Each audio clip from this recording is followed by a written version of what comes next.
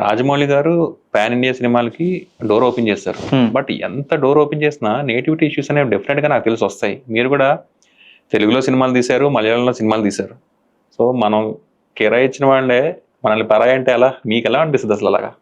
100%. నాకు మలయాళం ఇండస్ట్రీలో వెళ్ళిన తర్వాత ఫస్ట్ స్టార్టింగ్ ఉన్నారు, కానీ తర్వాత మన దగ్గర డబ్బులు తీసుకొని మనకి పనులు అవి కొంచెం ఉంటుంది డెఫినెట్గా. మళ్ళీ ఏదైనా ఇష్యూ వచ్చినప్పటికీ తెలుగుడు మనం అంతా మలయాళం కదా, మనం ఒక దగ్గర ఉండాలంటే, అరే నువ్వు నా దగ్గర డబ్బులు తీసుకొని నువ్వు నా దగ్గర ఇచ్చేసుకొని నాకు పని చేయకుండా టూ మచ్.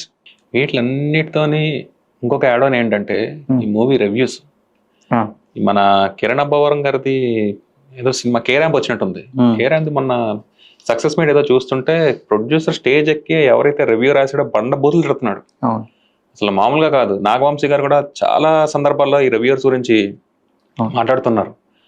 మూవీస్ లో ఎన్ని స్టార్స్ ఉన్నా మూవీకి ఎన్ని స్టార్స్ ఇచ్చారనే చూసి జనాలు సినిమాకి వెళ్తున్నారు. అసలు ఈ రివ్యూస్ ఎంతవరకు జెన్యూనా నాన్ జెన్యూనా అనేది నేను చెప్పలేనండి ఫస్ట్ థింగ్. కానీ ఏంటంటే ఒక్కొక్క పర్స్పెక్టివ్ అండి. ఇది ఈ రోజు ప్రాబ్లం కాదు. నేను ఇంతే సినిమా చూసిన దగ్గర నుంచి నేను ఇంత సినిమాలో మీరు ఉంటుంది కదా, అరే రివ్యూ చూసి సినిమాకి వెళ్ళడం కదరా, నువ్వు సినిమాకి వెళ్ళరా అంటాడు. ఎప్పుడు వచ్చింది 10 years పైన అయిపోయిందా? 10 years ఇంక ఎక్కువ అయినట్టుంది. ఈజీగా 10 years అయితే అవుతుంది. 10 years అయితే ఈజీగా అయిపోద్ది. అంటే సమ్ డికేట్స్ బ్యాక్ నుంచి ఉన్న ప్రాబ్లం ఏంటి అని అంటే రివ్యూస్ బాగుంది బాగాలేదు, అది మౌత్ టాక్ వరకు బాగానే ఉంటుంది. కానీ నువ్వు రివ్యూస్ వేసి ముందే ఒక వేస్తే, ఇప్పుడు కేరళలో ఒక ఇది వచ్చింది, ఫస్ట్ 1 week వరకు చేయకూడదు అని చెప్పాను. ఫస్ట్ 1 week వరకు ఈ రివ్యూస్ అనేది రాకూడదు. బాగుంది కదా, అప్పుడు ఆడుతుంది. ఆడిన తర్వాత దాన్ని బట్టి వెళ్తుంది. బాగుందా బాగాలేదు అనేది జనాలు చెప్పేసుకుంటారండి. అండ్ ఇంకోటి ఏంటంటే ప్రొడ్యూసర్ కూడా రివ్యూస్ వేయించుకుంటారండి. అది ప్యాకేజ్ ముందు నుంచే ఉంటుంది. మరి ఇప్పుడు ప్రొడ్యూసర్స్ ఎవరైతే నెగిటివ్ వద్దు అని చెప్పని అనుకున్నారో, చెప్పాలంటే ఇప్పుడు వాళ్ళని క్రియేట్ చేసిందే వీళ్ళు. ఇంకోటి ఏంటంటే ఇప్పుడు 4 వేయించుకున్నారా అంటే పక్క సినిమాకి నెగిటివ్ వేయించాను కూడా ఉంటాయి. డబ్బులు ఇచ్చి ఇప్పుడు ఆడ ఊరికే ఇప్పుడు అడిగే తక్కువ వేయడం వల్ల అడిగి ఏమొస్తుందండి? ఏం రాదు. ఇంకొకటి ఇప్పుడు ఎవడో డబ్బులు ఇస్తేనే వస్తుంది. అదే అన్నాను కదా, ఇంతకు ముందు వేరే తొక్కొచ్చుకునేవారు, ఇప్పుడు ఇలా తొక్కించుకుంటున్నారు అనమాట.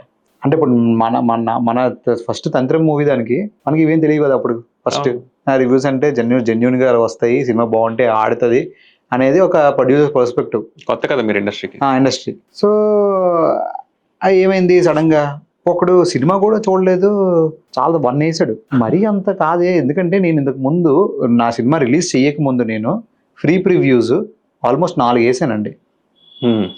మరీ అంతలా ఎవరు ఇది చేయలేదు. అసలు నిజమా కాదా ఏంటా అని చెప్పానంటే 2 days or 3 days వచ్చినప్పటికి డబ్బులు ఎక్స్పెక్ట్ చేశారు అనమాట.